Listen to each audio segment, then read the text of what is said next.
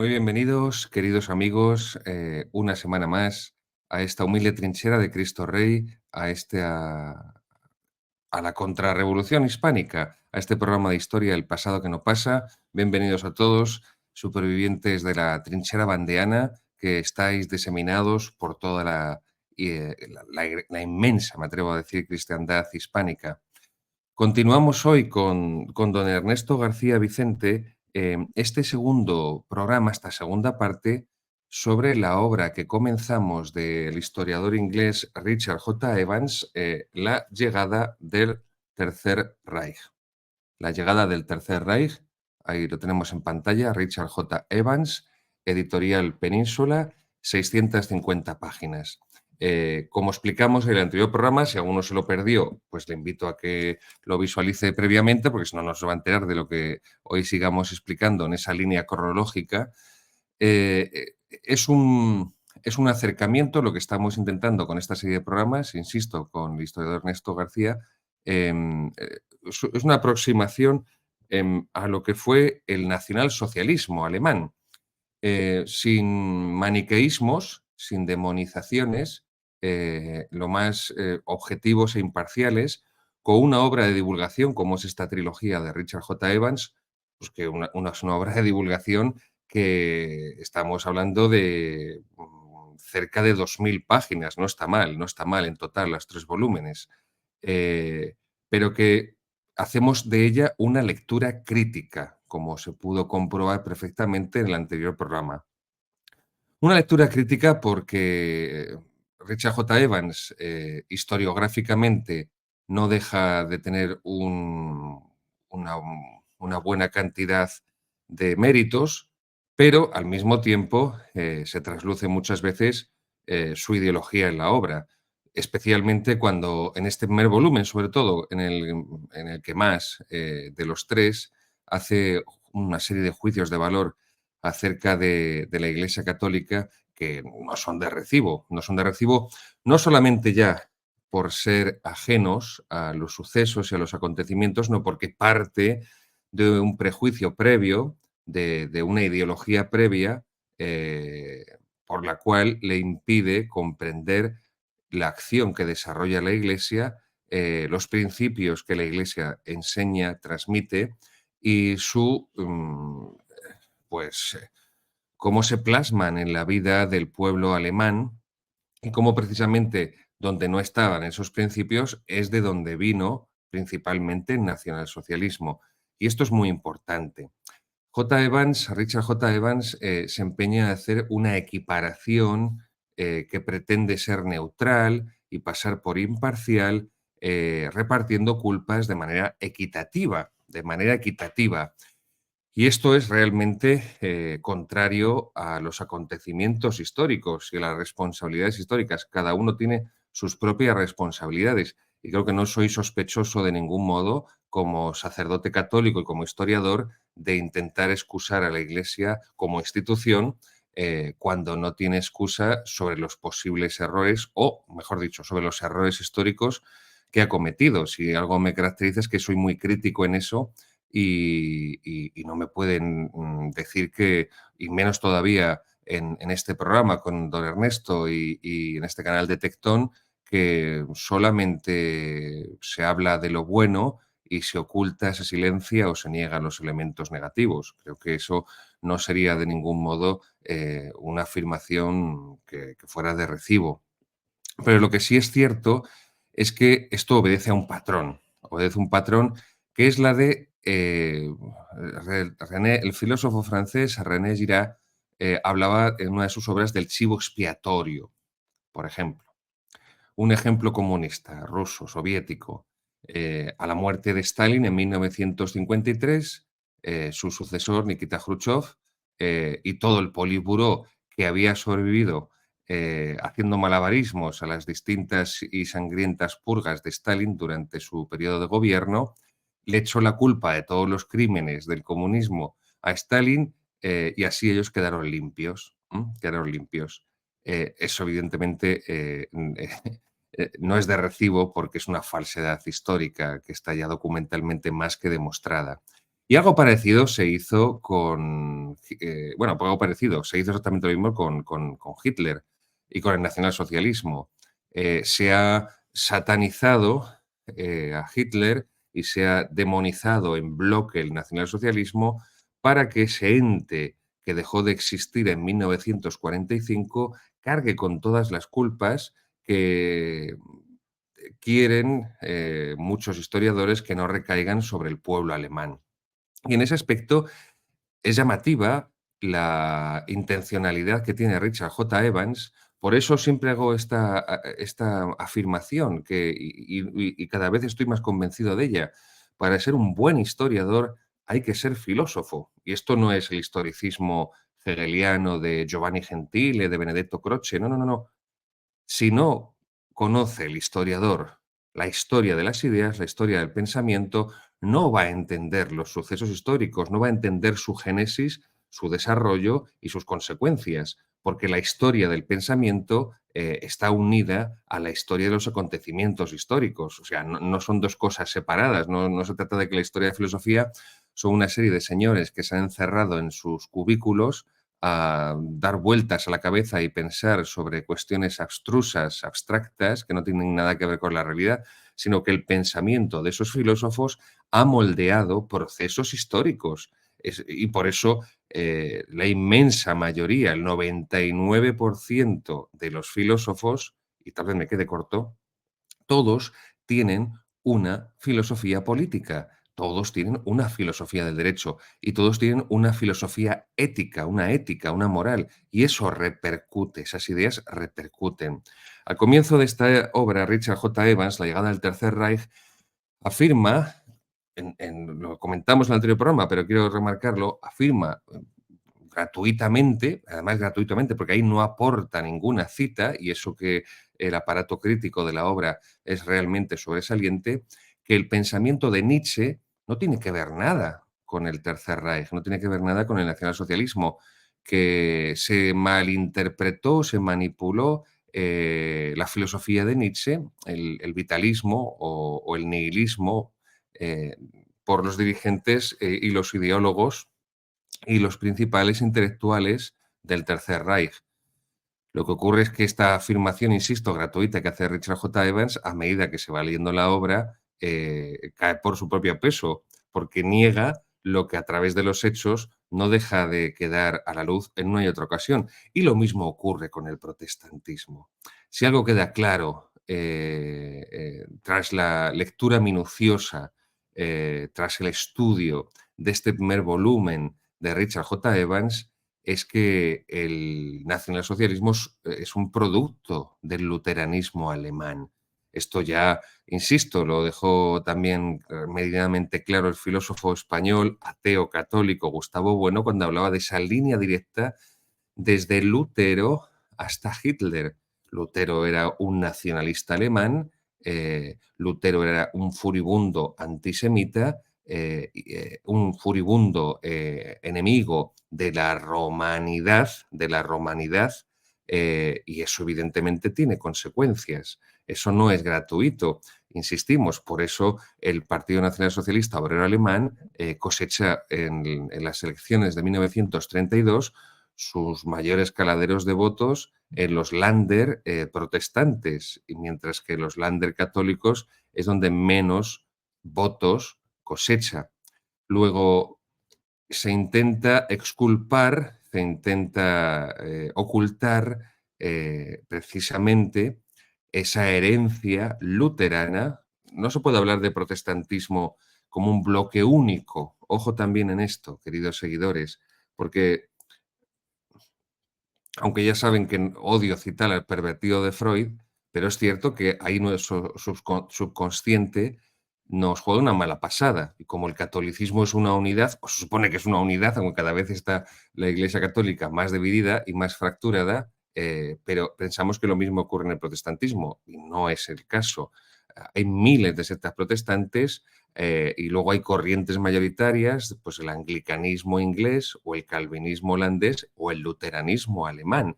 Y el nacionalsocialismo no es otra cosa que un producto del luteranismo alemán. No es una afirmación gratuita lo que les estoy haciendo, sino que les invito a la lectura de la obra de Richard J. Evans, para que ustedes puedan llegar también a esas mismas conclusiones, no porque yo les cree ahora un prejuicio, sino porque es que resalta la evidencia de los hechos. Por eso, hoy quiero recomendar principalmente estas obras, que ya hemos entrevistado aquí a su autor, la historia del protestantismo de nuestro gran colaborador y gran amigo Javier Barrecoa. Historia del protestantismo, historia oculta e impacto en el mundo contemporáneo. Javier Barrecoa, editorial Almuzara, 270 páginas. La lectura de esta obra de Javier Barrecoa, no le he preguntado nunca al profesor Barrecoa si ha leído esta trilogía de Richard J. Evans sobre el Tercer Reich, pero es evidente que cuando se conoce la historia y la teología protestante-luterana, no puede evitarse encontrar tantas similitudes con el movimiento nacionalsocialista. Y luego, para que no se me acuse ni mucho menos de parcialidad, vamos a presentar o a proponer como lectura también para todos aquellos que deseen profundizar sobre las cuestiones de este primer volumen de Richard J. Evans, La llegada del Tercer Reich, esta otra obra, Laboratorio Weimar, la crisis de la globalización en Euroamérica, 1918-1933. Laboratorio Weimar, la crisis de la globalización en Euroamérica, 1918-1933, 570 páginas, editorial Tecnos. ¿Y por qué digo esto? Porque José Luis Villacañas, que es uno de los directores de esta obra, es una obra de conjunto, son una serie de trabajos que han sido pues coordinados y, bueno, pues de algún modo dirigidos por este catedrático José Luis Villacañas, que es un absoluto negro legendario. Es protestante, además, es protestante y es un absoluto negro legendario. De hecho, él llegó a publicar una obra titulada Hispanofilia contra el nacionalcatolicismo, como así él lo subtitula, en respuesta al libro de María Elvira Roca Barea, Hispanofobia. Roca Barea no ha tenido nunca el menor reparo en humildemente confesarse como agnóstica o como atea, vamos, más bien como atea, como atea. Así que una obra nada sospechosa en absoluto de aproximación al credo y a la moral católica, insisto, dirigida por un catedrático universitario, José Luis Villacañas, protestante y negro legendario, a tope, a más no poder, para que también pueda entenderse lo que explicó don Ernesto en el anterior programa, que es el clima de la República de Weimar, el clima social, los ingredientes, las características, los factores sociales y, por lo tanto, también, en primer lugar, ideológicos que colaboraron a la llegada al poder del nacionalsocialismo. Es decir, el nacionalismo alemán no lo inventaron Hitler y sus compañeros del partido. Conceptos, esto hizo referencia a ello Ernesto en el anterior programa, vamos a recordarlo, vamos a hacer un poco de recapitulación.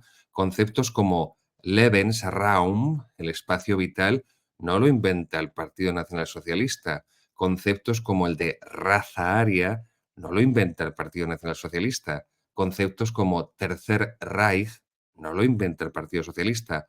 El antisemitismo luterano no lo inventa el Partido Nacional Socialista.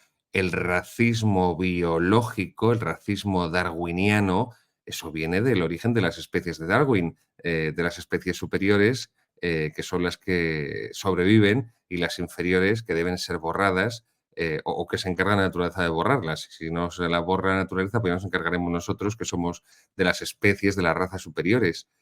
Claro, es que no conviene profundizar en los ingredientes ideológicos del nacionalsocialismo, porque podríamos llegar a conclusiones muy políticamente incorrectas, muy historiográficamente incorrectas y muy religiosamente o ecumenísticamente incorrectas, que es el papel y la responsabilidad del luteranismo alemán como caldo de cultivo de ese nacionalismo germánico y los ingredientes de la teoría de la evolución de Darwin, junto con, o derivado de ese nacionalismo germánico, esos conceptos que les he dicho de raza aria, porque claro, es la cuestión de fondo del protestantismo, en primer lugar del luteranismo. Es una lectura del Antiguo Testamento, eh, que se hace al margen de la tradición de la Iglesia, de la tradición católica, y en muchos aspectos el protestantismo es una regresión a cuestiones del Antiguo Testamento. Piensen, por ejemplo, en el culto protestante que quiere ser una imitación del culto de la palabra, de la liturgia judía sinagogal, y el odio de Lutero por la misa católica, por la misa romana, como él dice, por la noción teológica de sacrificio expiatorio, le llevará a abolir todo el sistema sacramental. La predestinación, el ser el pueblo elegido, los judíos, que van a llegar a la tierra prometida y una vez en la tierra prometida tienen que aniquilar a todas las tribus que están allí porque son indignas, bueno, pues esto también forma parte de lo que muchos alemanes, ya antes de la llegada al poder del nazismo, en esa República de Weimar, van a entender que es la misión del pueblo alemán. Y por eso, como les decía, ese concepto de Lebensraum, de espacio vital, insisto, que no se inventa Hitler, o esa concepción de la raza aria como pueblo elegido, racialmente superior, que debe acabar, pues, con los que han sido predestinados. Otro, aunque esto venga ya del calvinismo, del protestantismo reformado, pero esa noción de predestinación es muy importante. Por esa noción de predestinación calvinista, los protestantes en América aniquilarán a decenas de pueblos indios y por esa noción también evidentemente habrá una serie de consecuencias políticas y luego militares, políticas primero, políticas legislativas, jurídicas y por último militares cuando comience la Segunda Guerra Mundial. Pero bueno, termino aquí el introito y damos paso a nuestro gran amigo don Ernesto García Vicente. Muy buenas noches, padre Gabriel. Muy buenas noches, queridos seguidores del canal. Y gracias por invitarme de nuevo a su programa. Gracias a ti, Ernesto, una vez más por acompañarnos en pues en este recorrido tan decisivo, tan importante y por la historia del Tercer Reich y gracias por todo lo que aprendemos de ti. Antes de que te ceda la palabra, recuerdo a nuestros seguidores el libro de don Ernesto García Vicente, Pío XII, el Papa Maldito. Pío XII, el Papa Maldito. Editorial SND Editores. Pío XII, el Papa Maldito. Son 160 páginas. Es un libro breve, es un libro bien 200, escrito.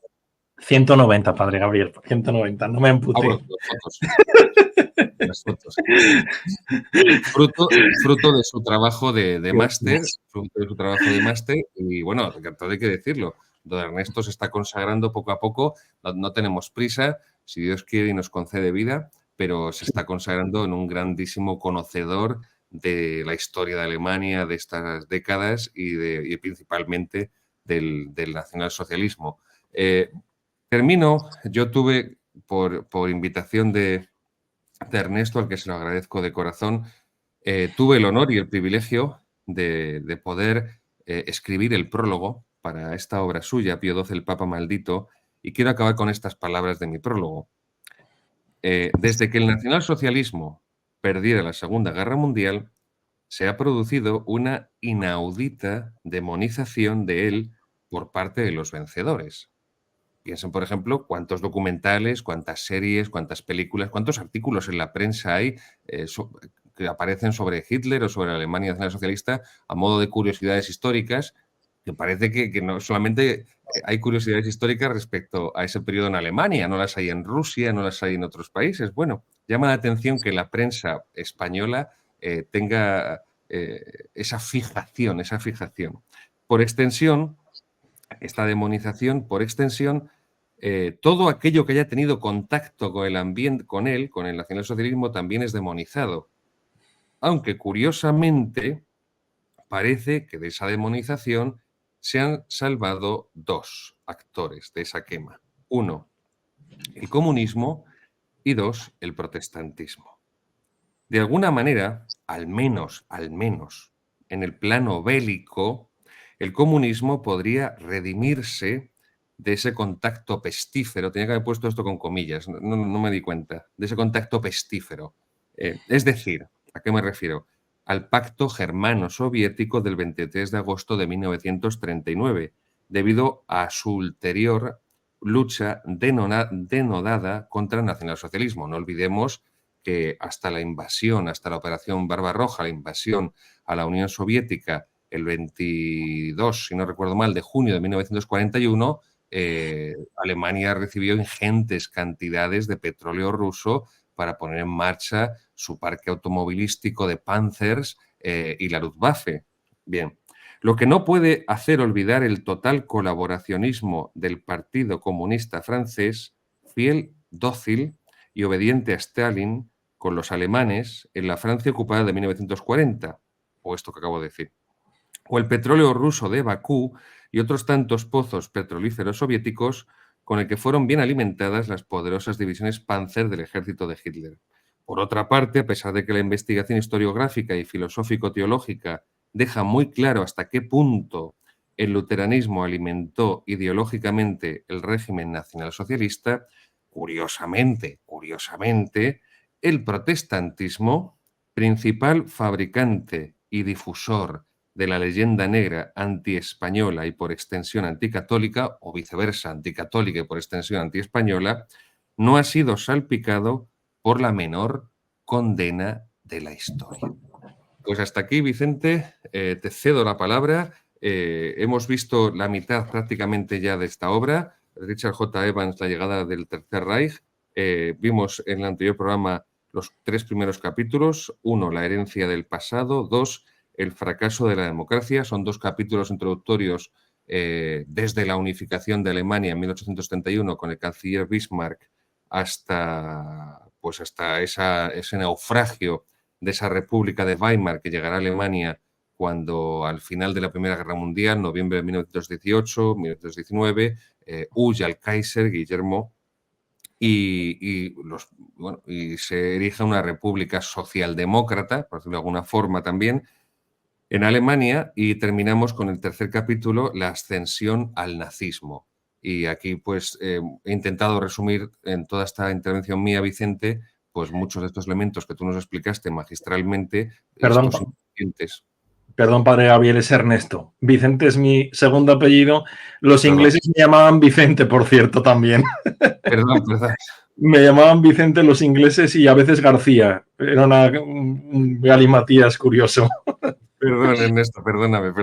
No te preocupes. Bueno, pues adelante. Hoy tenemos el capítulo 4, el 5 y el 6. El 4, la toma del poder, el 5, la creación propiamente del Tercer Reich, y el 6, la revolución cultural de Hitler. Muy bien. Pues como bien ha dicho usted al principio del programa, el profesor Evans es sin duda alguien de gran prestigio. Probablemente es el historiador especializado en este periodo histórico de mayor reputación que ha habido realmente, porque es el único que ha sido profesor regio de la Universidad de Cambridge. Y eso, evidentemente, significa 2 cosas. La primera, que es alguien válido, pero la segunda es que es alguien que pertenece al sistema.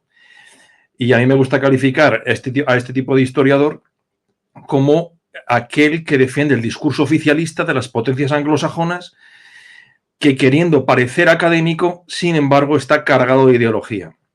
Y en el caso del profesor Evans,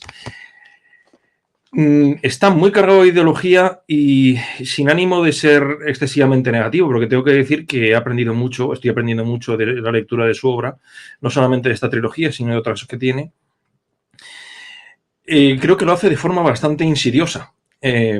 Esas pequeñas perlas que usted ha comentado al principio en la introducción, especialmente relacionadas con la Iglesia Católica o, por ejemplo, con el régimen de Franco, que sin ton ni son, sin venir a cuento, suelta auténticas barbaridades historiográficas, llaman la atención. Y ahí está el peligro de este tipo de historiadores, que uno tiene que tener la criba suficiente, uno tiene que estar vacunado frente a ese virus que es el wokismo, el progresismo, el modernismo en religión, etcétera, para ser capaz de identificarlo. Por eso no basta con leer a Richard Evans. Yo aconsejaría leer primero a Fernando Paz, leer Verdades y mitos de la Iglesia Católica del padre Gabriel Cabo Zarraute, leer a otros maestros. Pero no hay que negar que es una obra muy valiosa y estudiada desde una perspectiva crítica, por supuesto, tiene mucho valor. El profesor Evans tiene numerosas charlas que se pueden encontrar y ver en YouTube. Desgraciadamente, la mayor parte no están subtituladas al castellano, al español. Pero hay una de hace 8 años que impartió en la India. Y es específicamente y explícitamente sobre este primer tomo. Y es muy interesante porque básicamente lo resume, añade cosas que no ha publicado por escrito, pero a mí me llama mucho la atención que nada más empezar empieza a hacer una analogía entre la falta de democracia de determinados países actuales.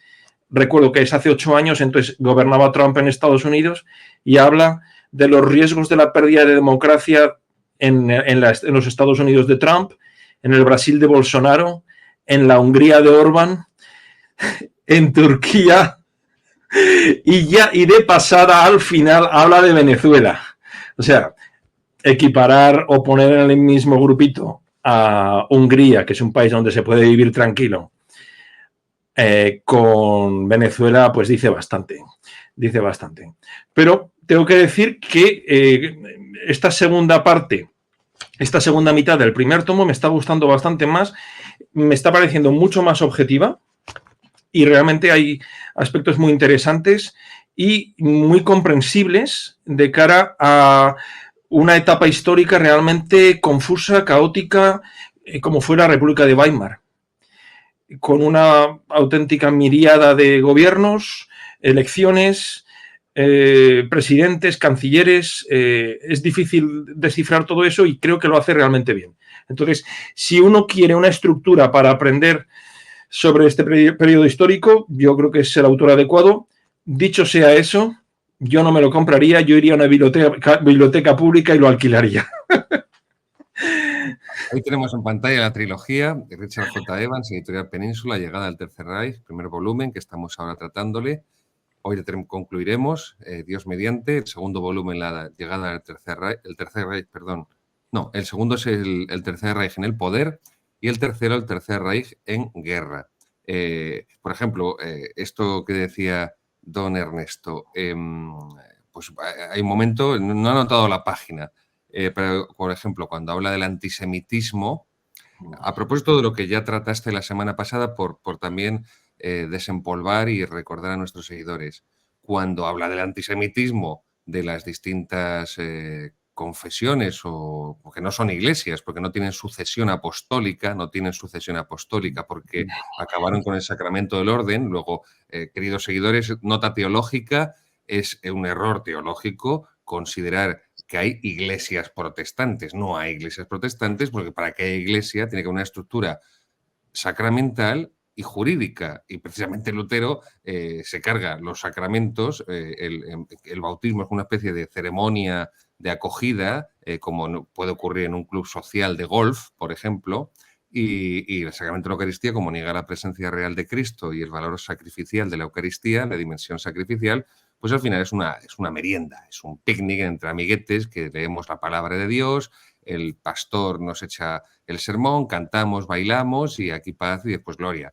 Claro, donde no hay esa estructura jerárquica, donde no hay jerarquía estructurada por el sacramento del orden, Lutero además que se vanagloriaba de destruir pues las decretales, que era el derecho de la Iglesia, es decir, la función jurídica legislativa, pues evidentemente no se puede hablar de iglesias protestantes, son comunidades o confesiones, más bien confesiones, pero bueno. Entonces, cuando Evans recoge esto y habla del antisemitismo de las confesiones luteranas, a renglón seguido habla del antisemitismo. Además, una frase lo deja. Qué pena, no me di cuenta en su momento. No me puedo volver a releer todas esas páginas, pero fue un error garrafal no haberlo apuntado.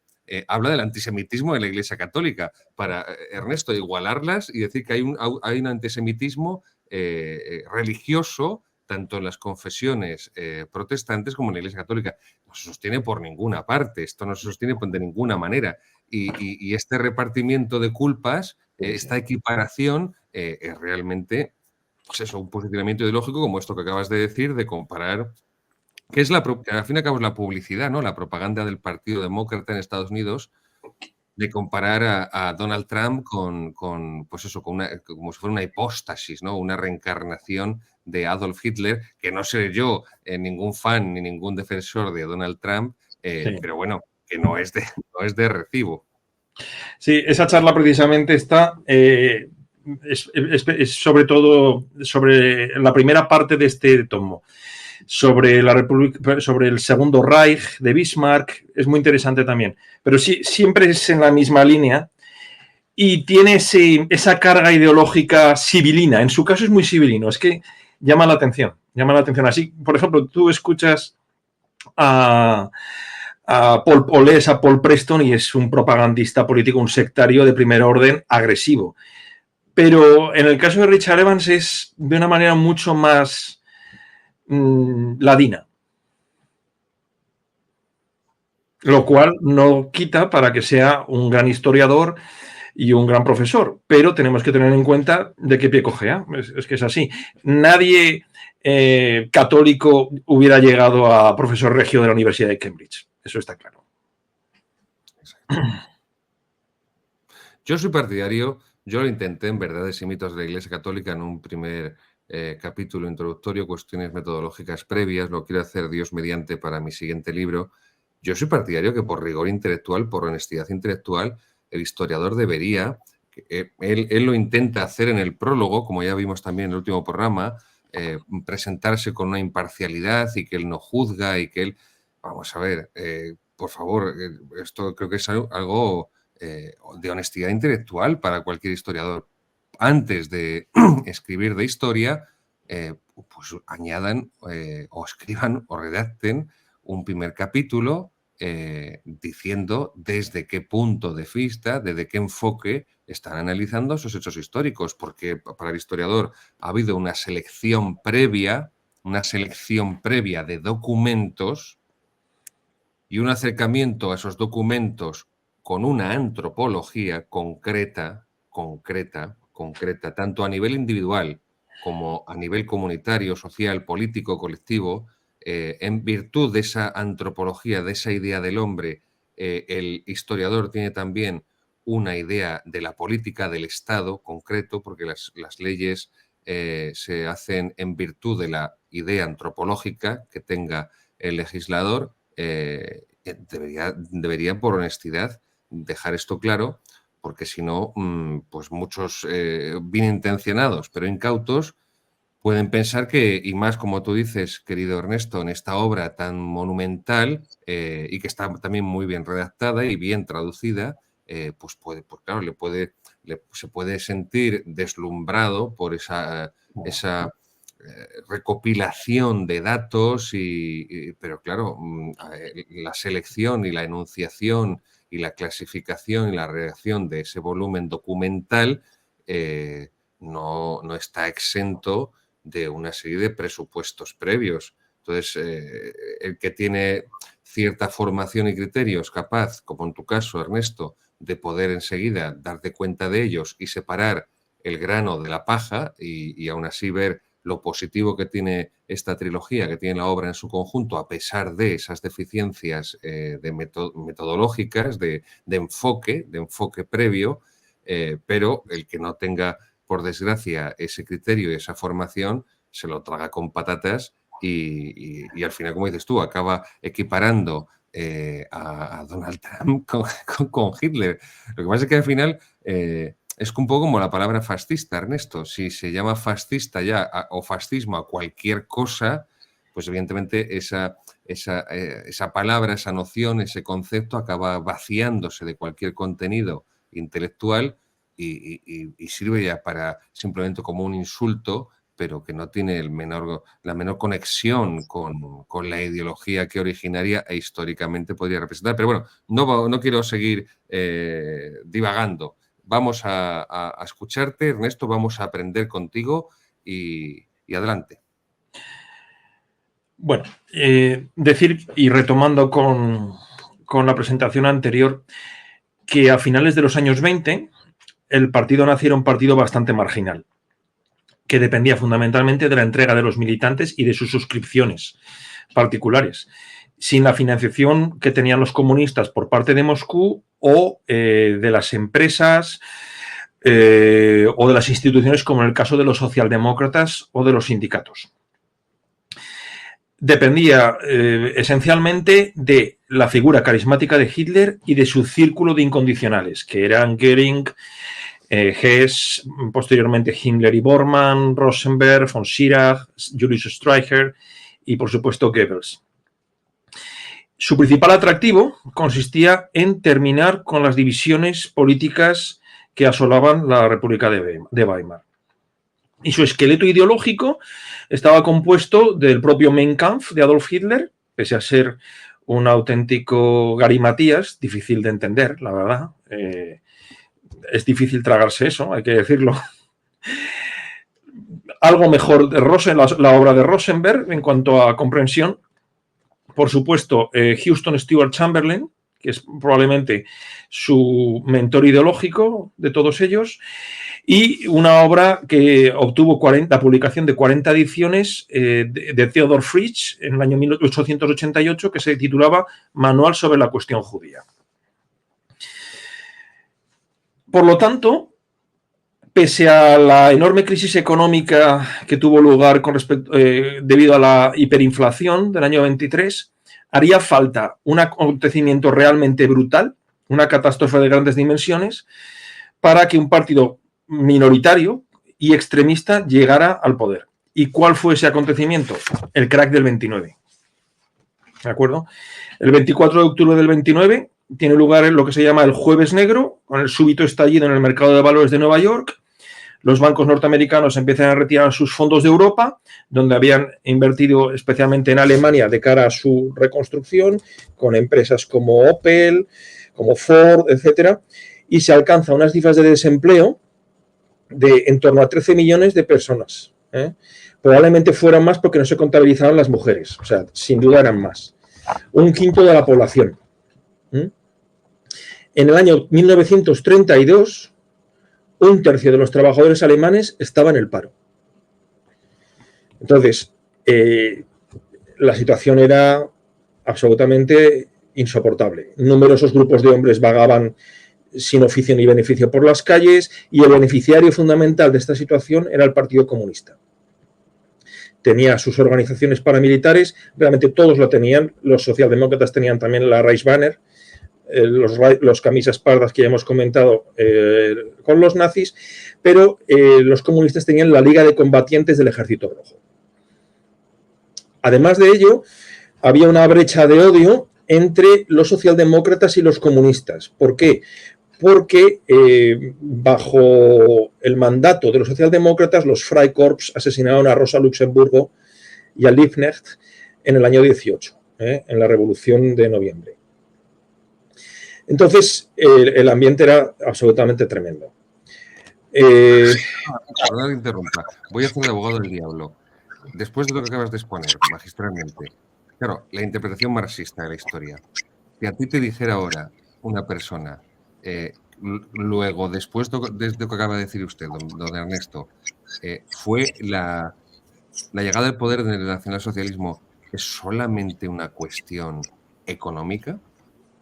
No. ¿Es solamente una cuestión fruto de la división de la izquierda? Pregunto. O no. Como tú me explicaste siguiendo a Evans, no se trata también de que hay un sustrato de ideas previas que recoge, pregunto, por hacer abogado de diablo. Es absolutamente multifactorial. Por supuesto, hay un sustrato de ideas previas, de un antisemitismo, de una nostalgia de un imperio previo, de un liderazgo como el de Bismarck, un resentimiento muy grande por las cláusulas del Tratado de Versalles, pero hay bastante más. Hay bastante más porque pese a todo eso, como veremos luego, electoralmente nunca llegaron a arrasar. Nunca llegaron a arrasar. Luego lo comentaré, porque es realmente interesante el proceso. Y luego hay que tener en cuenta un factor, que la clase media y alta alemana tenían verdadero pavor a los comunistas, porque es que realmente el país en el cual el comunismo estaba destinado a triunfar era Alemania, no Rusia.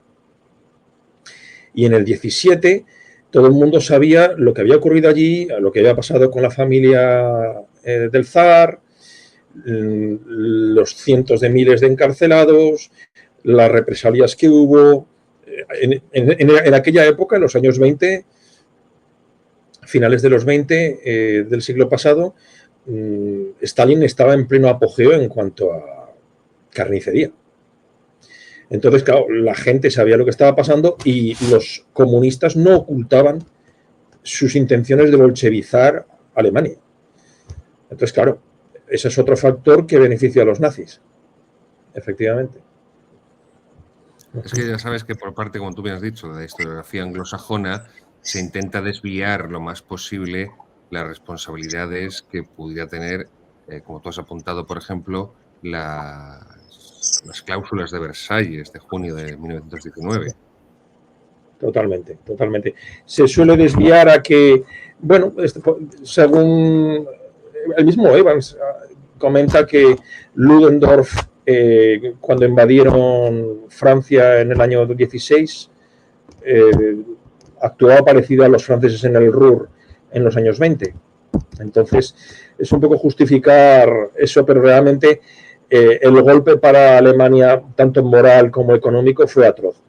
Pero la práctica unanimidad de los historiadores coincide en decir que si no hubiese sido por el crack del 29, por el hundimiento masivo de la economía, que tuvo unas consecuencias todavía peores que las de la hiperinflación, con mayor hambre, mayor delincuencia, que encima llovía sobre mojado, y se añadía a la situación previa, probablemente no se hubiera producido el triunfo nazi. Y yo creo que tiene sentido, la verdad. La verdad, porque es que todos los datos, las imágenes, los documentos que tenemos de aquella época realmente son estremecedores. Es decir, la cantidad de jóvenes alemanes que vagaban por las calles sin ningún tipo de oficio ni beneficio, descalzos, en pleno invierno, la gente comía cualquier cosa. Realmente era absolutamente aterrador.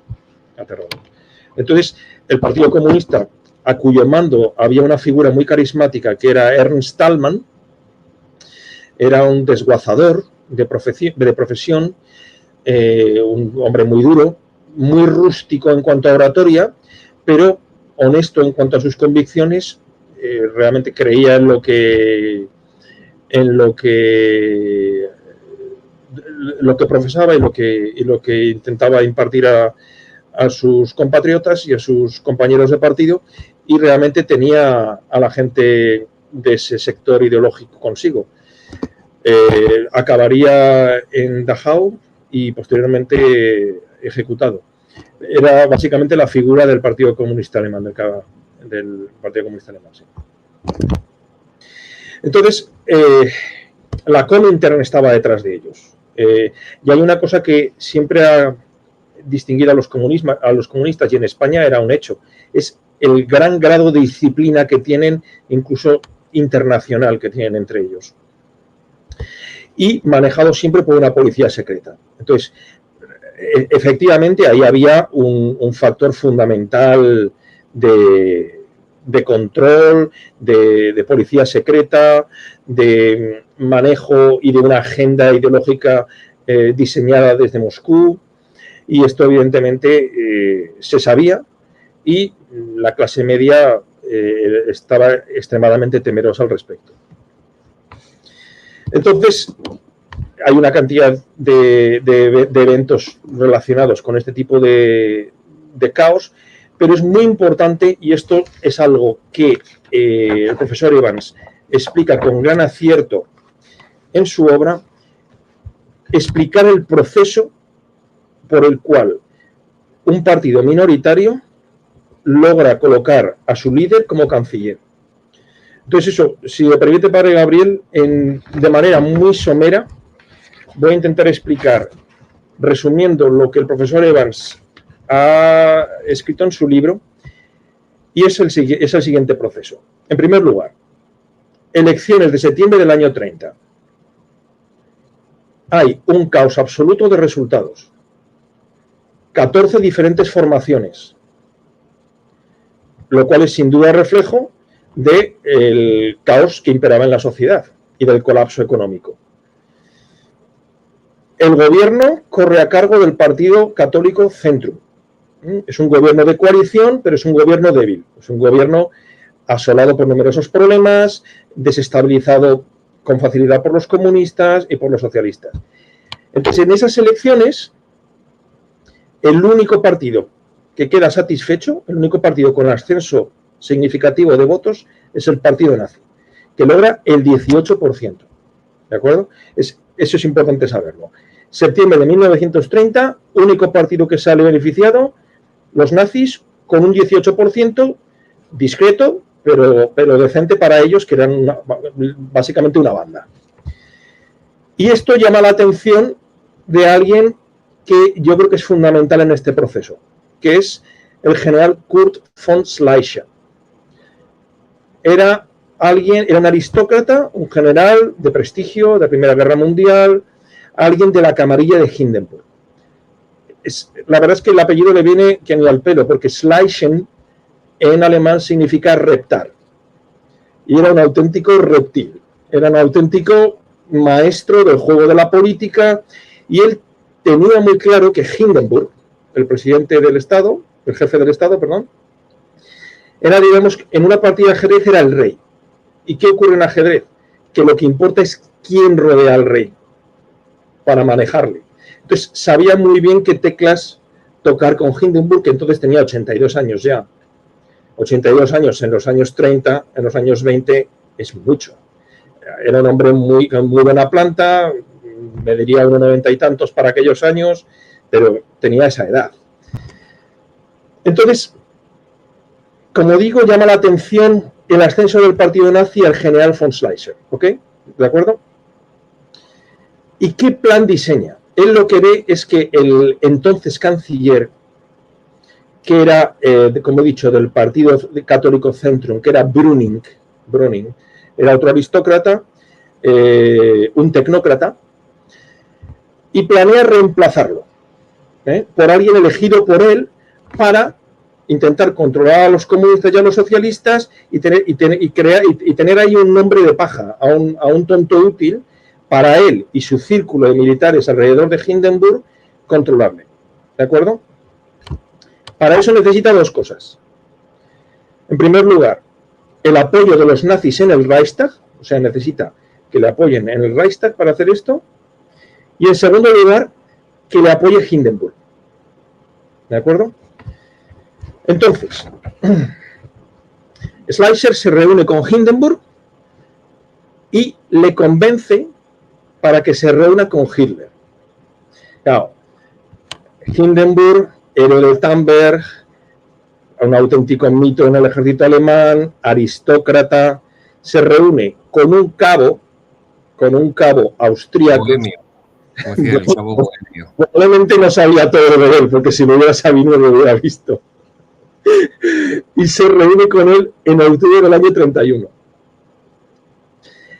Con el fin de tantear una coalición contra los enemigos comunes usando a los nazis. O sea, realmente el grado de soberbia que tenían todos ellos, todo este círculo, era alucinante. O sea, realmente se creían realmente inteligentes y superiores, y realmente menospreciaban a Hitler de una manera absolutamente tremenda. A tal grado de soberbia llegaban que, por ejemplo, cuando acabó esa reunión entre Hindenburg y Hitler, en la cual no quedó particularmente impresionado, le preguntó Schleicher a Hindenburg qué le había parecido a Hitler y dice: me parece más adecuado que lo pongamos de funcionario de correos para que me chupe los sellos por detrás. Eso dijo, ¿eh? Entonces, Schleicher sigue viendo, era un observador nato, realmente era un jugador de estrategia, era un auténtico manipulador nato. Y él aprecia el potencial que tiene de cara a usarlos en su beneficio de las fuerzas de asalto, de los SA, de los camisas pardas, ¿de acuerdo? Y lo considera un elemento valioso para machacar a los insurgentes de izquierdas, que realmente llegaban a unos límites absolutamente tremendos. El 80%, si no más, de los golpes de Estado de la República de Weimar no fue ocasionado por fuerzas de extrema derecha, fue por culpa de los de grupos de izquierda y extrema izquierda. Y entonces Schleicher convence a Hindenburg de que las SA son la oportunidad de resetear el sistema, ¿de acuerdo? De desactivar a los grupos de izquierda y tenerlos bajo control. Y se vuelve a reunir con Hitler en abril del año 32, ¿de acuerdo? Y le propone una coalición en la cual él sea, digamos que un socio junior. Y Hitler le dice que ni hablar. O sea, hay una cosa que impresiona mucho de Hitler, es que la autoestima que tenía, pese a ser un auténtico mindundi, era impresionante. O sea, le están proporcionando una oportunidad de llegar al poder como socio junior en una coalición y dice que no, que él o es canciller o nada.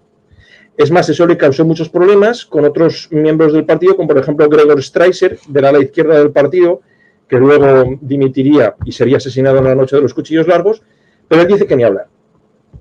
Que si quieren hacen un trato y que va a consistir en que le apoyará o no irá contra él en las próximas elecciones, pero tiene que adelantar las elecciones. Entonces Schleicher muerde el anzuelo pensando que estaba utilizando a Hitler cuando era precisamente lo contrario. Entonces, él lo ve como alguien que va a jugar un papel secundario en una trama en la que los aristócratas como él desempeñarán el papel principal. Entonces, básicamente se creía excesivamente inteligente. ¿Y qué hace Schleicher a partir de ahora? Ya tiene solucionado el problema de Hitler, va a adelantar las elecciones y tiene la palabra de Hitler en el sentido de que no van a ir contra él. Y manipula a Hindenburg para que ya eche a Brüning. Y tiene ya a un nuevo canciller, a un nuevo candidato. El nuevo candidato es von Papen. Bueno, von Papen era miembro del Partido Católico Zentrum, tenía experiencia en la Primera Guerra Mundial, como todos ellos, pero brillante.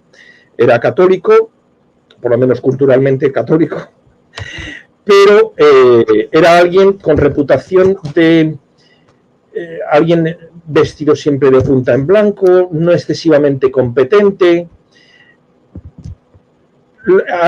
La razón por la cual lo escogió era del círculo de Hindenburg y amigo personal de Hindenburg.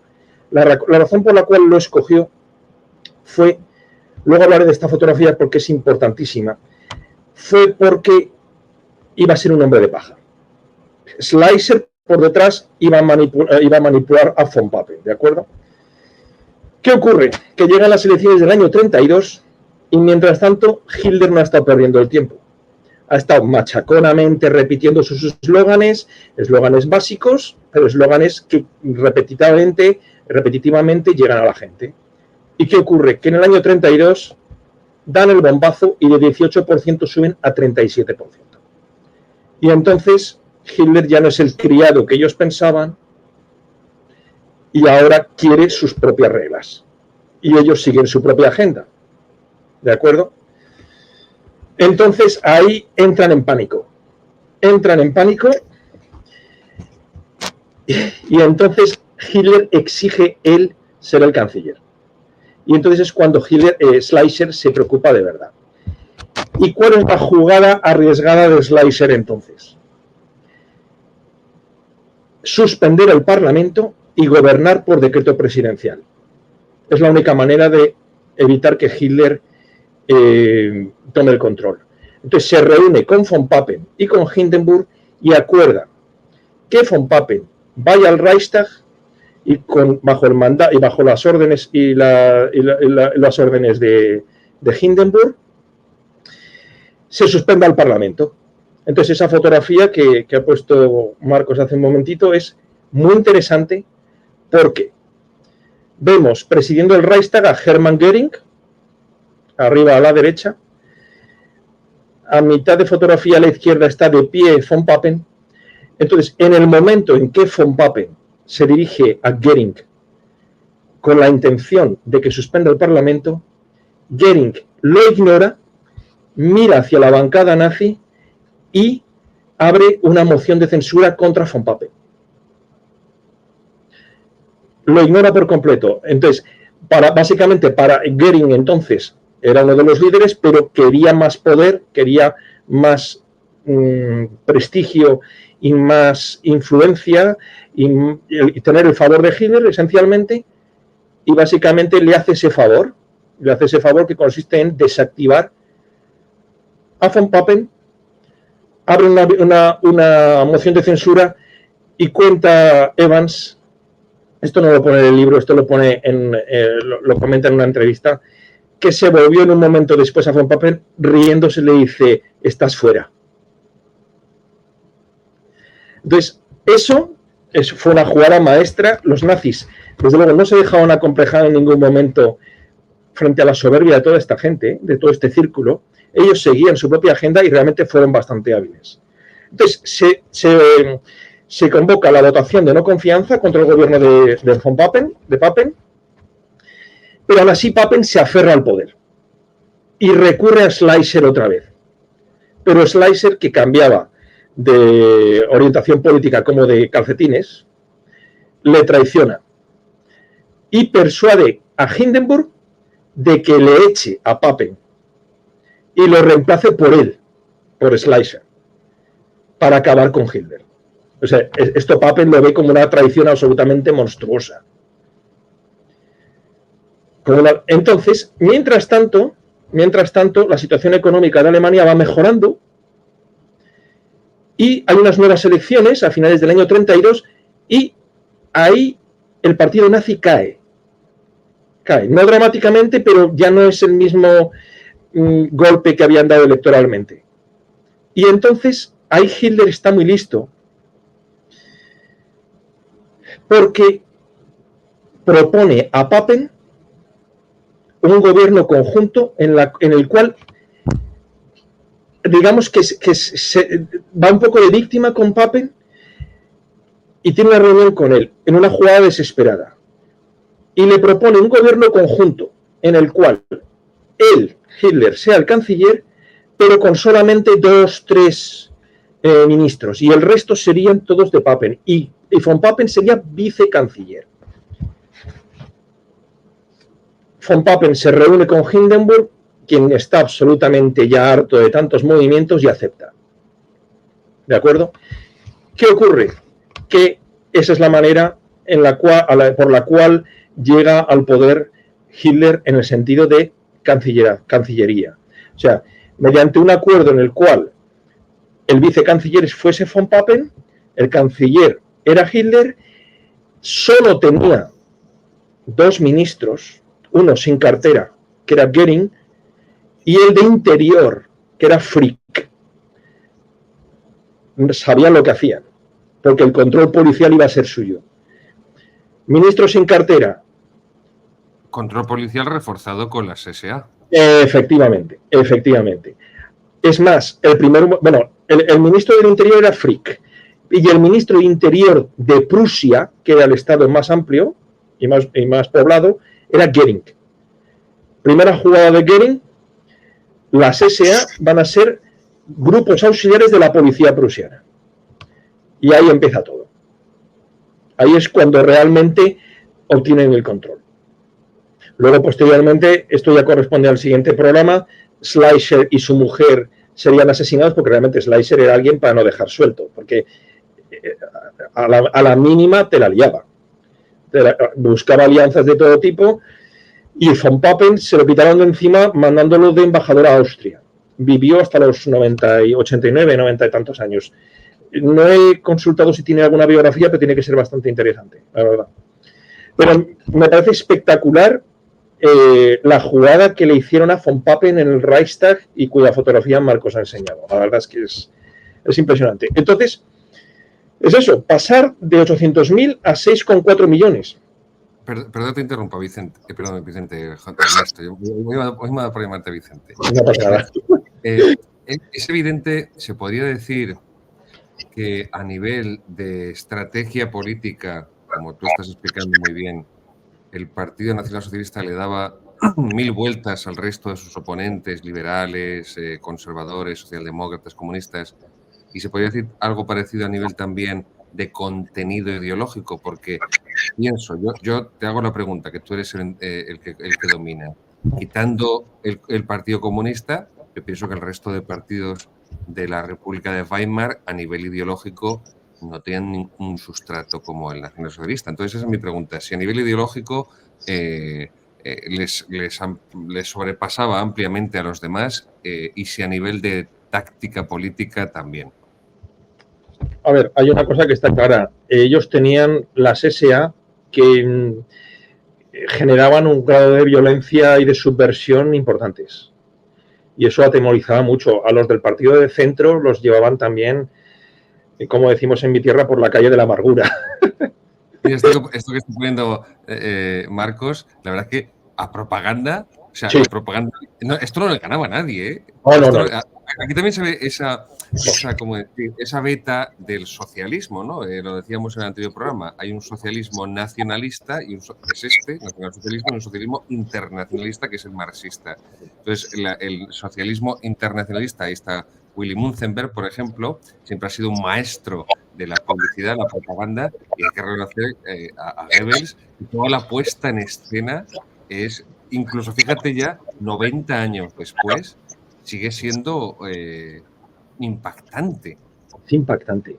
Los discursos, la potencia de voz que tenía, la oratoria tan brutal que tenía Hitler y Goebbels, los desfiles, las banderas, las marchas. Realmente Goebbels era una auténtica...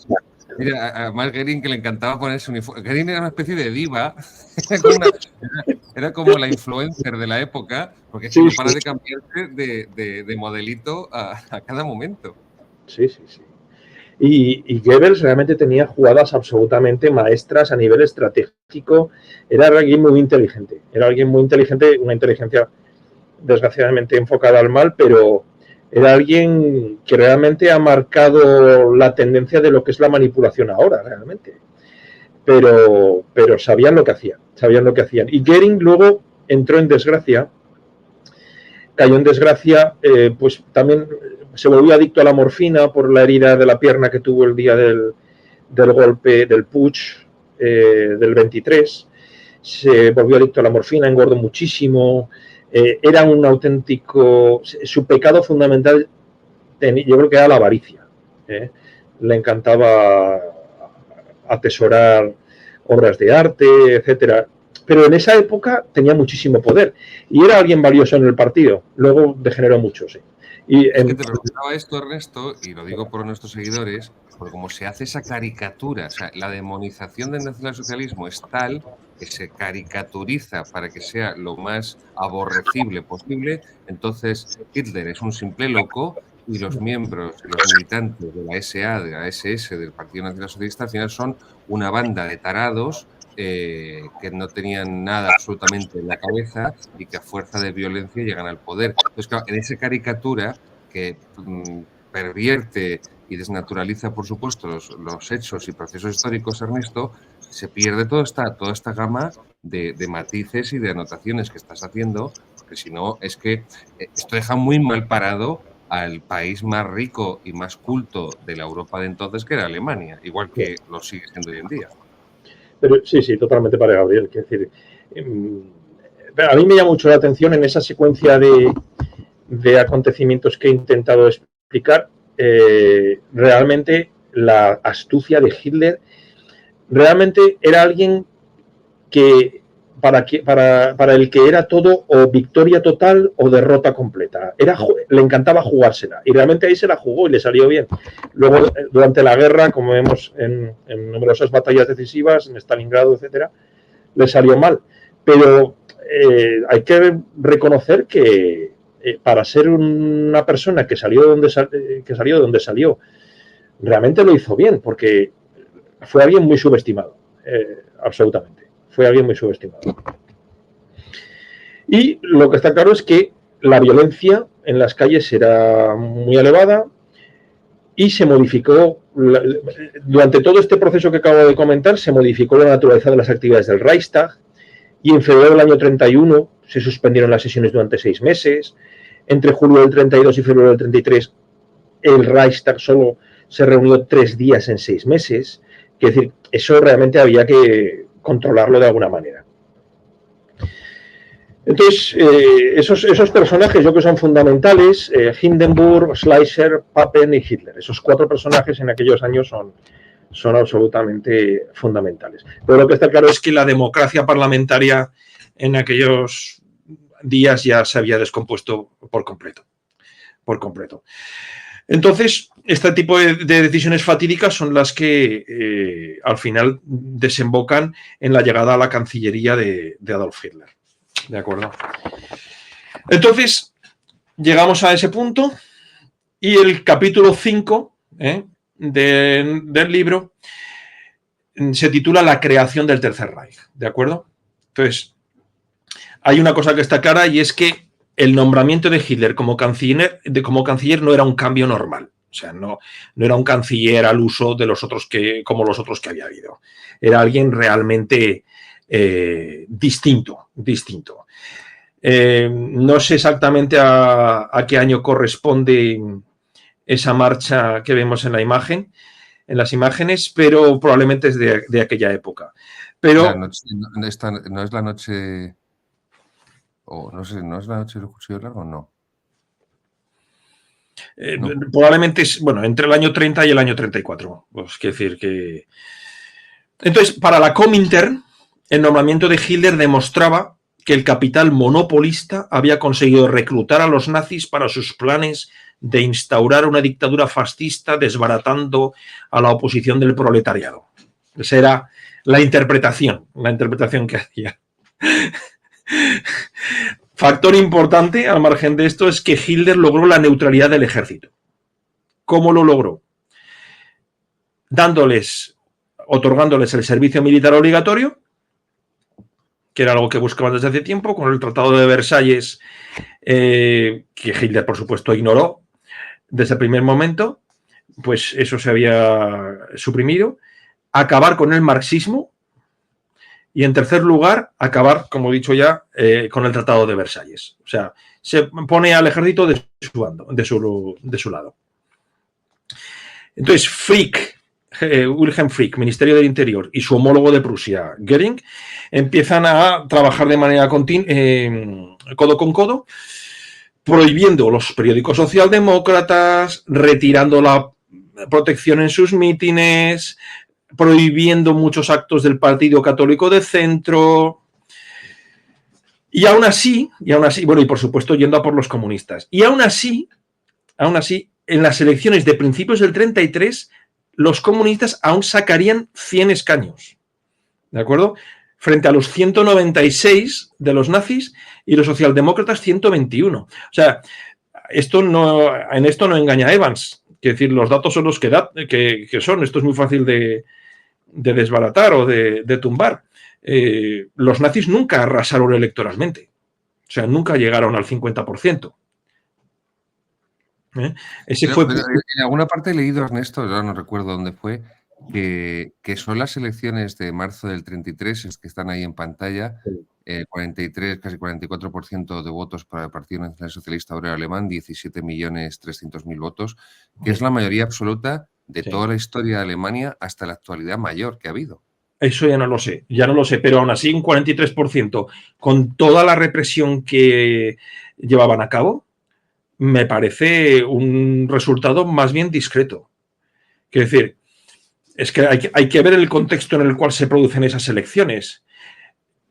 y todavía no he hablado del principal evento que desemboca en esas elecciones y que pasaré a comentar a continuación. Hay que decir que a los comunistas eran a quienes los nazis odiaban más, y la tensión entre ambas facciones era absolutamente insoportable. Es más, el riesgo de guerra civil existía. ¿Y qué ocurrió entonces? Según el profesor Evans, fue algo absolutamente circunstancial, fue por puro azar. Y fue que un obrero de 23 años holandés, un anarcosindicalista llamado Marinus van der Lubbe, quien ya había incendiado 3 edificios públicos, había intentado incendiar 3 edificios públicos anteriormente, ese mismo año, que tenía problemas de visión por un accidente laboral. Nadie sabe cómo, pero se cuela en el Reichstag y le prende fuego. Según Evans, no hay ninguna prueba de que esto fuera un atentado de falsa bandera nazi, que lo provocaran ellos, pero el caso es que les vino de maravilla. Entonces, esto fue absolutamente fundamental, porque una semana después, son esas elecciones que usted ha comentado, ¿de acuerdo? Pero a raíz del incendio del Reichstag se detiene prácticamente de manera inmediata a 4.000 comunistas y posteriormente a muchos más. Pero se consideró como una inminente revolución bolchevique. Es decir, hay que ver el contexto y la época y con todos los antecedentes de lo acontecido en Rusia. Pero este evento es absolutamente fundamental. ¿Por qué? Porque a raíz de este incendio, los nazis logran que Hindenburg, quien ya le queda poco para morirse, firme el decreto del incendio del Reichstag y la ley de habilitación. ¿En qué consistía la ley de habilitación? El gobernar por decreto. O sea, el partido nazi podía gobernar por decreto sin pasar por el Reichstag. Realmente era una dictadura soslayada ya. O sea, de hecho, bueno, eso lo hemos vivido en nuestras propias carnes en España, por razones sanitarias o pseudosanitarias que conocemos. Cuando se gobierna por decreto, la democracia cae en picado. Y realmente así es como actúan ellos prácticamente hasta el final del régimen nazi. ¿De acuerdo? Con esa ley de habilitación. Una figura que surge entonces es Heinrich Himmler, quien se le nombra presidente provisional de la policía, empieza ya a crear la red de campos de concentración, primero Dachau, el 20 de marzo del año 33, y empieza a encarcelar de forma preventiva a comunistas, Reichsbanner de socialdemócratas y también del Partido Centro, pero fundamentalmente izquierdistas. Una cosa que me llama la atención de Richard Evans es que admite, y de modo propio, que el antecedente de estos campos de concentración es británico con los creados en la guerra de los Boers. No está mal, le dije, enhorabuena, profesor. El caso es que, bueno, así es como empezó todo. Mucho mérito eso, Ernesto, que reconozca que es un british, con mucho mérito. Espectacular, espectacular. Yo dije, no sé, ¿se habrá tomado algún gin tonic o dos antes de escribir esas líneas? Porque no me parece... Entonces, ahí es cuando realmente se crea esa red de campos de concentración. En aquellos años llegaron a ingresar a 200.000 reclusos, fundamentalmente de estos partidos, comunistas, socialdemócratas y también de centro. Es más, de enero a julio del 33, 200.000. Refleja Evans en su libro.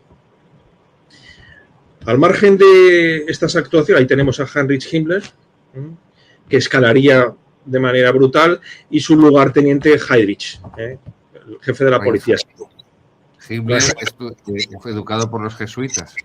Sí, sí, estaba absolutamente, como se dice en mi tierra, rebotado con el mundo católico. Era muy agresivo, mucho más que Himmler, que era también de educación católica. Pero Heydrich era extremadamente agresivo. Entonces, en un subcapítulo que Evans titula Metiendo en vereda Alemania, pues habla sobre la quema de los libros del Instituto Hirschfeld, el Instituto de Educación Sexual, que Evans califica como ataque contra la liberación sexual. Ahí mete su pullita arcoiris, faltaría más. Ese capítulo es muy, muy llamativo. Los nazis... Hay que decirlo, como explicaste en los otros capítulos, y por eso yo hacía referencia a este libro del negro legendario Villacañas, José Luis Villacañas, Laboratorio Weimar. Es verdad que la República de Weimar, por eso recuerdo que en el anterior programa te hacía referencia a esa serie de Babylon Berlin, sí, basada en la novela, que se ve totalmente esa proliferación de la homosexualidad, del lesbianismo, del transexualismo, esa población que inundaba los cabarets nocturnos en Alemania, tan famosos, especialmente en Berlín, tan cosmopolitas, ¿no?, de los años 20. Es verdad, es cierto. Es decir, durante los años 20, en la República de Weimar, hay una especie de proto-revolución sexual de lo que luego será en mayo del 68 francés. Eso lo que es sin teóricos, sino simplemente lleno de pervertidos y de pues eso, de obsesos sexuales. Sí, totalmente.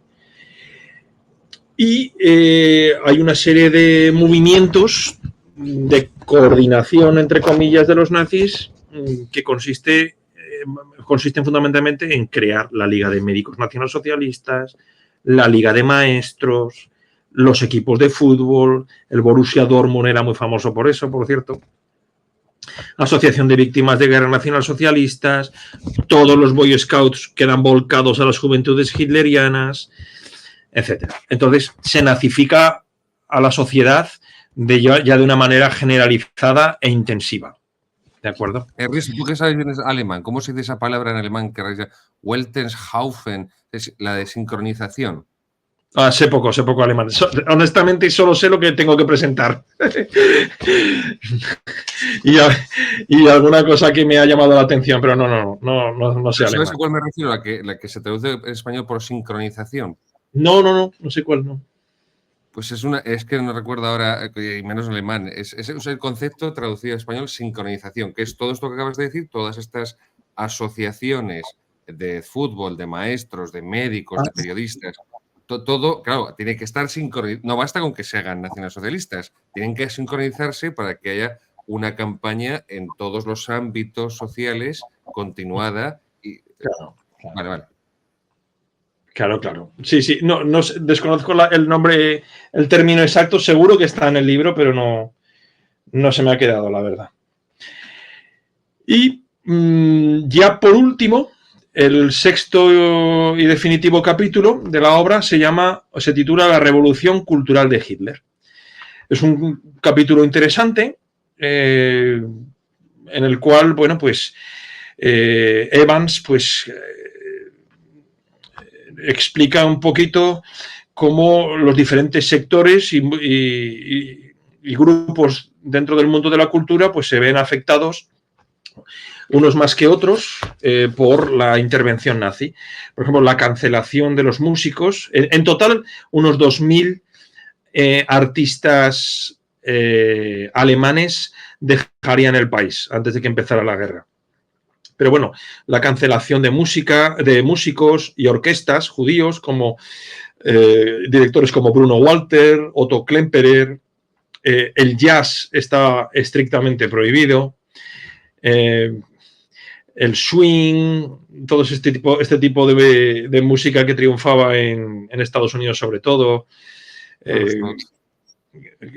Gershwin, de antecedentes judíos, pero aún así, según explica Evans, realmente, el jazz desde luego estaba desprestigiado por ser música de negros, pero bueno, la música es la música y el swing se escuchaba. En cuanto a la industria cinematográfica, pues por ejemplo Marlene Dietrich emigró, pero más bien Evans comenta que es por razones económicas, pero Billy Wilder y Fritz Lang, desde luego fueron a Estados Unidos, a Hollywood, escapando de esa atmósfera. Era la industria cinematográfica algo muy fácil de controlar, porque había un pequeño número de estudios. Escritores como por ejemplo Thomas Mann, las universidades, al estar financiadas por el Estado, tenía pocas probabilidades de resistir el empuje nazi, y hubo un éxodo masivo de académicos con un total de 20 premios Nobel emigrando, exiliándose. 20 premios Nobel que lo obtuvieron antes, durante o después de la guerra, o sea, incluyendo a Einstein, Hertz, Krebs, Bohr. Y luego un factor importante y un acontecimiento importante e interesante y muy mitificado y muy reflejado en cualquier documental de este periodo histórico es cuando el 10 de mayo del año 33 los estudiantes alemanes procedieron a la quema de los libros. Todos los libros que ellos consideraban como antialemanes, libros judíos, marxistas, etcétera. Básicamente tomaron el control los estudiantes y procedieron a quemar dichos libros. Entonces eso sí que es un evento que yo creo que es bastante fácil de demostrar, y ahí sí que creo que no se puede discutir. Entonces, bueno, este capítulo realmente, bueno, es interesante. Bueno, me parece bastante llamativo decir que Alemania tenía más periódicos diarios que Inglaterra, Francia e Italia juntas, y muchas más revistas y publicaciones periódicas de todos los tipos imaginables. Además de eso, el control de la radio, que empezó a tener un papel preponderante y creciente, merced a la labor de Goebbels, pues hay que destacar. Y luego, bueno, cita diferentes autores, el autor de Sin novedad en el frente, Erich Maria Remarque, que también tuvo que exiliarse. Y bueno, habla un poquito de todo este tipo de atmósfera. El caso de Heidegger, que se nazificó. Te iba a decir, lo de Martin Heidegger, te iba a decir. Sí. Y no sé si tienes también algo que puedas hablar de Erzhunger. Creo que se le respetó bastante por la obra que escribió, que fue muy admirada en aquellos tiempos. Pero bueno, de Tempestades de acero. Pero el caso de Heidegger es muy interesante porque básicamente fue bastante arribista con los nazis. Al final, en el año 34, dejó el puesto de rector de universidad, siendo que era filósofo. Y sobrevivió bastante bien al final de la guerra. Creo que vivió hasta los 93 años. Pero sí, se nazificó. Se nazificó considerablemente, y creo que incluso delataba a compañeros suyos judíos, según dice Evans. Y además había estado liado con, no sé si sabes con qué alumna judía se lió, estando casado. ¿Con quién? Hannah Arendt. Oh, wow. La filósofa Hannah Arendt, judía, fue alumna suya, brillantísima, y estuvo liado con ella. Tuvieron un romance apasionadísimo y turbulento. Ya estaba casado y tendría por lo menos 2 o 3 hijos ya Heidegger. Y bueno, pues para que veas, creo que le sacaría cerca de 20 años, si no recuerdo mal. Pero bueno, para que veas que también Heidegger, mucha filosofía, pero cuando convino a hacer cochinadas con una alumna judía, y cuando me convino a hacerme nacionalsocialista me hice, y cuando ya no me convino, bueno, en fin. Ya. Sí, fue bastante chaquetero, como decimos aquí, ¿verdad? Y para terminar, si yo pudiera aconsejar a los seguidores que leyeran solamente un capítulo de este tomo, del tomo que hemos comentado entre el otro día y hoy, Padre Gabriel, diría que leyeran exclusivamente el último, que se llama La Revolución, una revolución de la destrucción, entre interrogantes, una revolución de la destrucción, porque en 20 páginas sintetiza perfectamente los principales mensajes de todo el libro. Y realmente me ha maravillado. Es una síntesis fantástica, es un epílogo resumen sensacional. La verdad es que si alguien quiere leer el libro, medio leerlo, sin tener que comprarlo, vaya a una biblioteca pública, consígalo y léase solo eso, porque honestamente es delicioso. Me ha encantado leerlo. Haznos un resumen, por favor, Ernesto. Pues, por ejemplo, bueno, pues es que es básicamente una secuencia de todo lo que hemos comentado. El ataque a los judíos de los primeros meses del año 33, purgar el espíritu alemán de influencias extranjeras, la secuencia que hemos comentado, que la llegada del Tercer Reich se produjo en 2 fases, hasta el nombramiento de Hitler como canciller del Reich el 30 de enero, y de ahí en adelante, los efectos de la depresión, el propio movimiento nazi con sus ideas atractivas, su jefe indiscutible, enormemente carismático, que era una ideología extremista en un partido de protesta y que periodos desesperados exigen medidas desesperadas. Eso es algo que la gente tenía claro. Y que solo apoyándose en valores sociales y políticos preexistentes, profundamente arraigados, hicieron posible que ellos llegaran al poder. O sea, no fue solamente ese tipo de circunstancias, aunque fueron una serie de acontecimientos que, en mi opinión, fueron decisivos, como el incendio del Reichstag o esa sucesión de intrigas entre Schleicher, von Papen y Hindenburg para intentar utilizar a Hitler y que le salió mal. La ofensiva propagandística de Goebbels, con el uso de la radio, en la imagen de decisión y vigor disciplinado que proyectaban,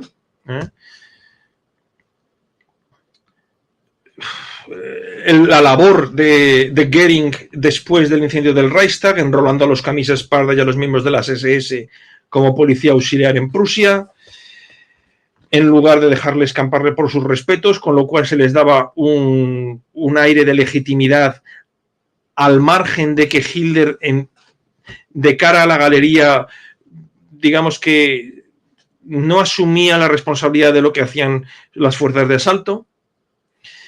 O sea, son una serie de acontecimientos que yo creo que son interesantísimos de cara al estudio historiográfico, dramáticos por las consecuencias que tuvieron y que realmente no dejan muy buen lugar al sistema democrático de la República de Weimar en absoluto. Yo creo que fue un auténtico fiasco. Y básicamente es eso, para Gabriel. Podemos añadir también la financiación de las grandes empresas pesadas alemanas, los Krupp, los Siemens, los Thyssen,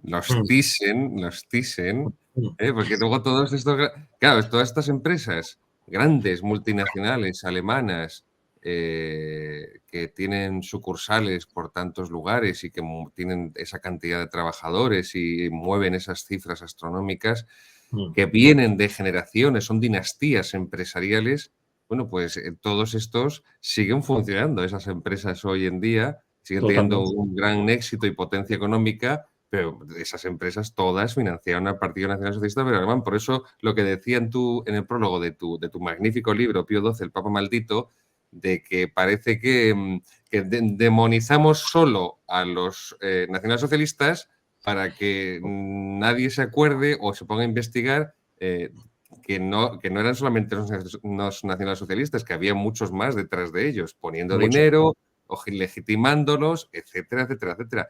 Se puede comprender, como tú bien has dicho, ese pánico cerval a la revolución bolchevique de los vecinos de al lado de Rusia, con toda esa secuencia de la guerra civil, cruentísima, 6 millones de muertos en la guerra civil rusa, al menos, y la represión brutal que comienza con Lenin y que continúa y aumenta con Stalin. Pero bueno, que Hitler no aterrizó con un paracaídas en el Reichstag. En absoluto. Y ahora que has sacado el tema de los financieros, la figura de Hjalmar Schacht, un auténtico genio de las finanzas, responsable de la estabilización postinflación de los años 23 y 24, presidente del Reichsbank, presidente de Finanzas, perdón, ministro de Finanzas, una figura interesantísima, padre Gabriel, quien además fue acusado de participar en el golpe contra Hitler de junio del 44. Estuvo en los juicios de Nuremberg y dio la puntuación más alta de coeficiente intelectual, con 143 o 142. Einstein tenía 160. Quedó absuelto, luego volvieron a procesarle en el año 48, pero estuvo 2 años, creo que, si no condenado, en arresto domiciliario y acabaría trabajando en Arabia Saudí. Era un auténtico fenómeno, el creador de los bonos MEFO y uno de los artífices del milagro económico de Hitler, sino el artífice principal. Realmente, una cosa que me llama mucho la atención de este periodo histórico es que había hombres que podían ser malos o buenos a nivel moral, pero realmente no eran mediocres como estamos acostumbrados en estos días a ver ocupando los cargos públicos, no solamente de España, sino de la mayor parte de los países. Es decir, estas personas eran realmente personas que tenían bastante nivel, aunque por supuesto muchos lo utilizaran para el mal, pero eran personas de categoría en el sentido de preparación. Goebbels no era un piernas, Goering era un héroe de la Primera Guerra Mundial, es decir, eran personas que tenían sus capacidades y desde luego incluso el propio Ernst Thälmann, el jefe de los comunistas, era un hombre primario, pero eran personas que realmente creían en por lo que luchaban. Es decir, no eran vividores ni parásitos en el sentido de personas que están puestos a dedo por otros como sicarios o para tomar decisiones. Quiero decir, aun dentro de lo malo eran auténticos. No sé si me explico. Y luego, por supuesto, figuras como Schacht. A mí estoy buscando una biografía suya porque realmente tiene que ser algo que valga la pena leer. Un periodo histórico confuso y a la vez interesante. Es que debido a esa demonización y a esa caricaturización, cuando ya no puedes demonizar más, caricaturizas, pues por eso, queridos seguidores, es tan importante todo lo que estamos aprendiendo con don Ernesto, porque estamos nos está brindando Ernesto la posibilidad de adentrarnos en esta obra de Richard J. Evans para comprender, como él decía, esa complejidad, la complejidad de los acontecimientos y de los personajes históricos que protagonizan esos acontecimientos, que en ningún modo puede ser la caricatura que nos han vendido de un loco visionario que esté seguido por unos fanáticos garrulos y analfabetos que arrastran tras de sí a un país, también, por cierto, después de Rusia, el más poblado de Europa, simplemente por una crisis económica y por una división profunda en la izquierda entre socialistas o socialdemócratas y comunistas. Esto es muy importante. La generalización termina siendo una simplificación. Es cierto que hay que, como ha hecho muy bien don Ernesto, hay que resumir, hay que sintetizar para poder tener una visión de conjunto abarcadora y luego ya se irá enriqueciendo. Pero también es cierto que los reduccionismos a los que tanto tiende nuestra época por su maniqueísmo, al eliminar la verdad, el conocimiento de la verdad objetiva y también, todo hay que decirlo, por la absoluta irracionalidad y el desprecio del conocimiento intelectual que hay en nuestra época cada vez mayor, pues llevan a que se hagan, insisto, estas caricaturas y estas generaciones reduccionistas, y que toda la riqueza y la complejidad de matices, de personajes, de acontecimientos, de sucesos, procesos, se pierda de vista y eso al final pues empobrece el conocimiento histórico, el conocimiento del pasado y de cara al presente y al futuro lo esteriliza. Perdona, sí, Ernesto. Y luego usted, padre Gabriel, dijo algo muy interesante y muy importante en la primera presentación. Y es que este periodo histórico, especialmente con respecto a lo referente a los nazis, está tan profundamente enturbiado, retorcido, manipulado, deformado, que realmente cuando uno acaba de leer este libro y conociendo la tendencia ideológica de Richard Evans, no deja de preguntarse hasta qué punto todo esto es verdad. O sea, ¿cuánto de esto hay realmente de verdad? De lo que ocurrió. Porque, a ver, si está mintiendo en cosas como las que comentamos el otro día con respecto al régimen de Franco, con respecto al papel de la Iglesia. Es decir, si mienten ese tipo de cosas, ¿por qué iba a decir la verdad en todo lo demás? Uno no deja de preguntarse eso. Entonces, lo que usted dijo el otro día es muy cierto. Este periodo histórico está tan enturbiado que es muy difícil aclarar realmente cuál fue la situación y qué es lo que ocurrió. Entonces, claro, tenemos que conformarnos con lo que tenemos que leer a todas las fuentes, tenemos que leer a los historiadores de prestigio, pero también a los historiadores que no son profesor regio, como el profesor Fernando Paz, pero en quienes yo personalmente confío plenamente porque son personas que no deben nada a nadie y yo creo honestamente que dicen la verdad. Entonces es muy difícil no lograr la verdad absoluta, porque eso no lo lograremos nunca, pero sí aproximarnos en lo máximo posible.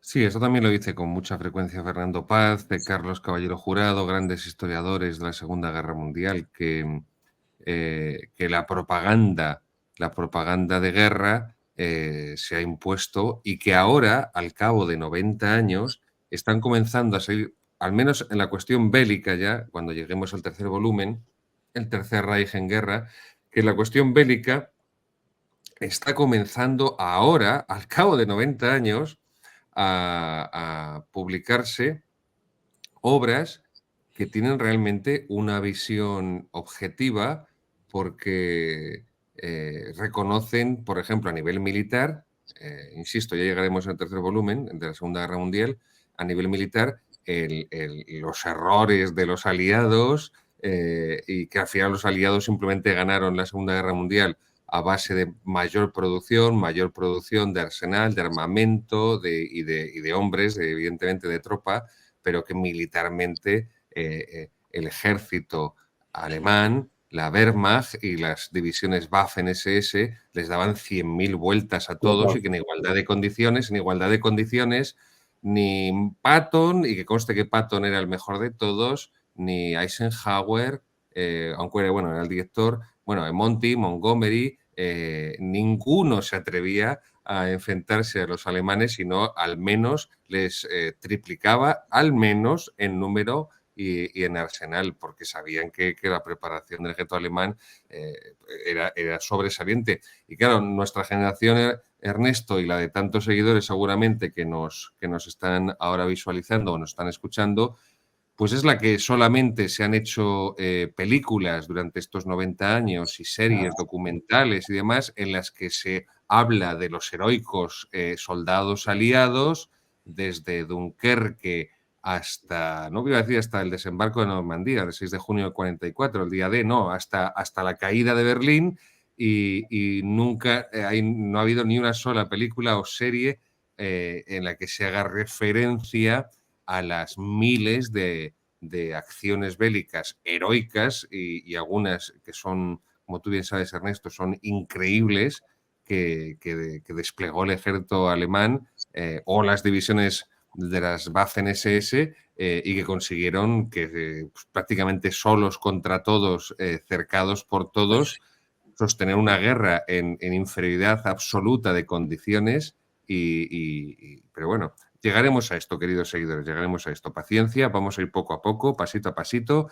Ya hemos acabado hoy este primer volumen, Richard J. Evans, La llegada al Tercer Reich, editorial Península, insisto, 650 páginas.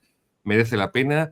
Visualicen, si quieren, este programa o el anterior para que puedan tomar notas. Sé que muchos de nuestros seguidores nos escuchan tomando apuntes, tomando notas, tanto si están leyendo o han leído esta obra de Evans, como si no tienen posibilidad, porque no tienen tiempo y no tienen medios para embaularse un volumen de 600 y pico de páginas, pero al menos les sirve como una clase magistral a la que hemos podido asistir hoy también gracias a Ernesto García Vicente, para conocer estos hechos decisivos que han cambiado la historia no solo de Europa, sino de Occidente y de todo el mundo.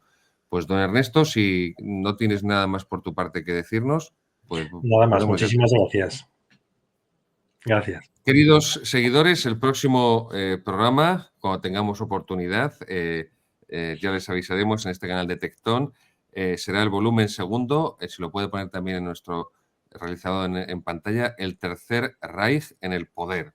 Es el segundo volumen de esta trilogía de Richard J. Evans, lo que llama Evans la nazificación del Estado alemán y cómo esto es una táctica, un modus operandi que también se copia igual en el comunismo. El partido fagocita al Estado. El partido fagocita al Estado y fagocita a la sociedad. El partido fagocita al Estado, el Estado fagocita a la sociedad o el partido fagocita a la sociedad por medio del Estado. Esto es exactamente igual. Bueno, es más, en mucha mayor medida todavía se produjo en el comunismo soviético. Pues, queridos seguidores, no olviden darle al Pledge Me, nada de like,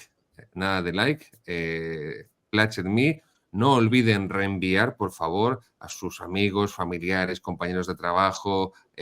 Por favor, reenvíen este vídeo. No se pierdan esta clase magistral de Ernesto García Vicente, merece la pena. Si pueden, háganse también con la obra de Ernesto García Vicente, Pío XII, El Papa Maldito, es en Editores. Para nuestros seguidores hispanoamericanos, les recuerdo que no es lo mismo el Papa maldito que el maldito Papa. Hay que tener cuidado con el título, que luego hay malentendidos.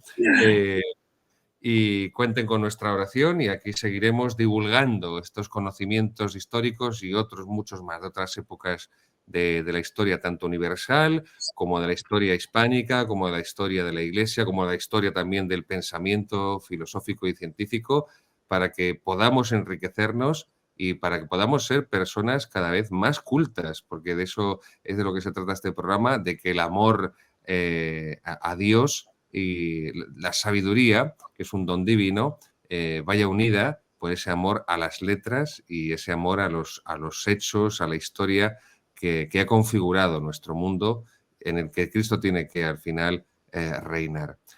Os doy la bendición, benedicat vos omnipotens Deus, Pater et Filius et Spiritus Sanctus. Amén. Ernesto, muchísimas gracias. Muchísimas gracias a todos, queridos seguidores. Pues ¡Viva gracias. Cristo! ¡Viva Cristo Rey!